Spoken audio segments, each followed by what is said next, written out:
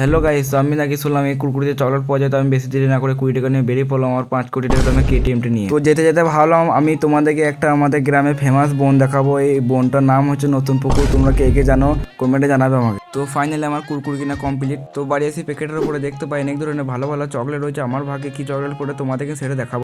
তো আমি বেশি না বকে কুরকুরি প্যাকেটটা আমি দাঁতে করে কেটে দিলাম। তারপরে প্লেটটাকে আমি নিঞ্জা টেকনিক করে ঘুরিয়ে দিলাম। তারপর আমি প্লেটের উপরে সব কুরকুরিগুলো ঢেলে দিলাম। তো কুরকুরি ঢেলে দেওয়ার পর তারপর কি বেরোলো এটা? আরে বাবা, এটা তো একটা 1 টাকা দামের চকলেট। আমি তো অন্য কিছু ভাবলাম। তো বেশি মন না খারাপ করে আমার কাছে এখন একটা কুরকুরি আছে, সেটা আমার মাথায় এলো। তো আমি প্যাকেটটাকে ছেড়ে দিলাম।